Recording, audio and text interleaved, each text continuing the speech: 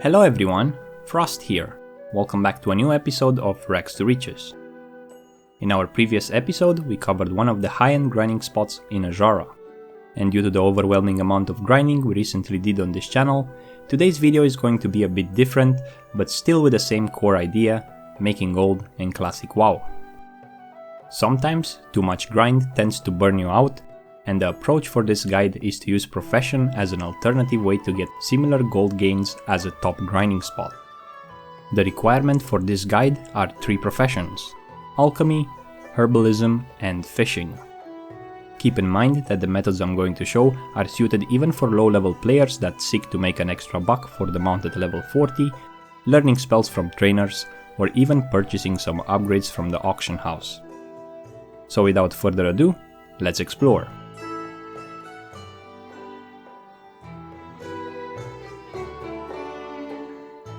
Today we're going to journey into the wetlands, in order to collect materials required for the Free Action Potion, one of the most powerful mixtures when used right.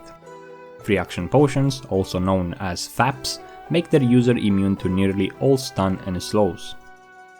People use it in Warsong Gulch to steal and cap the flag. In general PvP, when fighting a rogue or mage, the FAPs will increase your chance to win by about 50%, assuming you're at least average in PvP skills. Not only that, but they have potential usage even in some PvE boss fights, and some guilds require you to carry 1 stack each raid. If you're fully world buffed and you're on your way to Blackwing Lair for example, having the FAPs will decrease the chances of dying like a noob before entering the raid instance. Keep in mind that the potion must be used preemptive because FAPs do not clear negative effects. Having your PvP insignia equipped and popping a potion right after using the trinket will do the job. Also, classes like gnomes can use Escape Artist. The materials required for creating this concoction are 2 blackmouth oil, 1 strangle kelp and 1 leaded vial. The reason why we came to wetlands is because we can fish the oily blackmouths while we're gathering the strangle kelp from the western part of the map, on the seashore from Menethil Harbor all the way to the northern part of the map. Now, wetlands might not be the most efficient place to fish oily blackmouths, but due to the availability of both ingredients in one place, I thought we would save some travel time. It took me about 10 minutes to run all along the coast, fish the pools and gather the herbs. Each run I found 3 to 4 oily blackmouth schools yielding on average 4 fish each. If an oily school was not available, I fished the firefin snappers as they also have decent market value and we will include them in our final gold per hour. During 1 hour of fooling around, I managed to fish 74 oily blackmouths, 31 firefin snappers and about 6 stacks of strangle kelp. Way more herbs than I needed, but no worries, we're going to sell the surplus on the market, but I highly recommend to keep it for crafting the next batch of potions, as this will allow you freedom of fishing in more popular oily blackmouth spots such as Tanaris, Steamweedle Port. Use the oily blackmouth to create blackmouth oil and the firefin snapper to create fire oil. This time we're going to sell the fire oil on the market, but yet again I highly recommend to check my gold guide for low levels video, because you can use the fire oil to create fire protection potions with the flame sacks from 3 grinding spots. I finally mixed the blackmouth oil with strangle kelp and leaded vial to create 18 free action potions. As you might notice, I purchased an extra recipe for the potions, even if I already trained it. This recipe comes in limited supply and there are only 3 vendors in game that offer it, 2 for Alliance and 1 for the Horde. Sully Berryfizz in Ironforge, Ultir in Darnassus, and Korgeld in Orgrimmar. The recipe costs 18 silver at the vendor and usually sells for about 1 to 2 gold on the auction house, with a higher price on the Horde side due to the availability limited to only 1 vendor. The average price for strangle kelp is between 5 and 10 silver each, usually more expensive for the Alliance due to limited access to barons.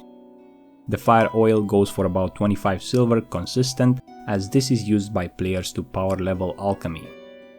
And the free action potion sells for 1 to 3 gold, depending on the server's economy, but most of the times you'll find it slightly under 2 gold, and early game slightly above 1 gold. Calculated all the potions at 1 gold 50 and made a total of 39 gold per hour without including the crafting times. Now, taking into consideration the fact that this method can be used as early as level 30, the numbers are pretty impressive. If your professions of choice are not alchemy and herbalism, you could always level an alt to, let's say, 40. Train these skills and have an alternative way of making gold in classic World of Warcraft. Since we are on this topic, let's explore another method of making gold with the same professions.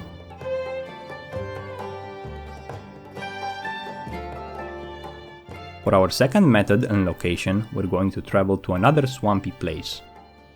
This time, the adventure takes place in Swamp of Sorrows, one of my favorite vanilla zones.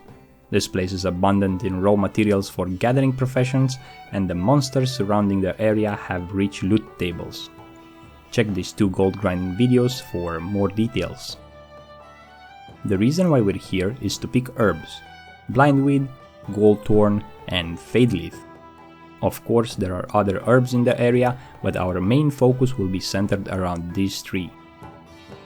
We're going to use the blindweed and goldthorn to create and sell arcane elixirs, and going to sell the fadeleaf raw on the auction house. Although fadeleaf can be further transformed in a lesser invisibility potion, elixir of detect invisibility, cat's eye elixir, and of course, if you have grave moss, shadow oil. But fadeleaf is mostly used by rogues to create blinding powder. Reason why this herb is going to be expensive and sought after for the whole iteration of vanilla. Started picking herbs on the test server and suddenly realized that herb spawn points were too abundant to be true. With 0 competition, I filled the whole bag in 20 minutes.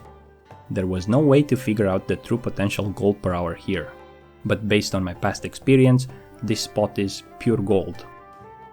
Now, you can start picking herbs at around level 35, but the gold per hour won't be that high due to not having a mount and aggroing most of the mobs around you. On the other hand, a level 60 with epic mount will be able to skip most of the mobs and run from spawn point to the next in no time, killing all the competition in order to maximize the profit. The prices of herbs will go up and down, but the ones we pick today have a very good market value and will remain consistent. I choose to craft arcane elixirs from the blindweed and goldthorn, but pay close attention to the market trends, as sometimes crafting the arcane elixirs will yield less profit than selling the blindweed raw on the auction house. Blindweed is used in other crafting recipes such as limited invulnerability potion and superior mana potion. The elixir is a pretty common recipe, and sometimes due to the mass crafting from other players, the price can get very low. Nevertheless, basic math will solve your issue. With the remaining goldthorn and some Khadgar whiskers, I decided to craft some greater mana potions, as these will always sell and keep your auction house tab empty. The price of them is not that high, around 10 silver each, but they will add to your total gold per hour. Fadeleaf can go anywhere from 5 to even 20 gold a stack, supply and demand. The prices tend to go higher on overpopulated servers. I calculated the fadeleaf at 47 silver each. From one full bag of herbs I managed to make around 80 gold. I cannot really divide this per hour, and please take this information with a pinch of salt. The numbers on classic servers will be different. Maybe not in the case of value, but definitely in the case of competitive flower picking.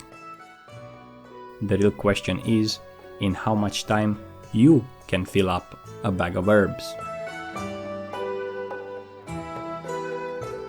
As we reach the end of this episode, I would like to remind you that this video was made to show the full potential of using professions while leveling to 60 and beyond. How knowledge about things in game can increase your income significantly. If you have any questions, please ask me in the comments down below or join my Discord. A link can be found in the description of this video. If you want to catch me live, I will start streaming soon on twitch.tv/Frostadamus. I know some of you prefer the YouTube platform, but I haven't streamed in a while, and I don't want to waste my Twitch partnership because I worked hard to get it.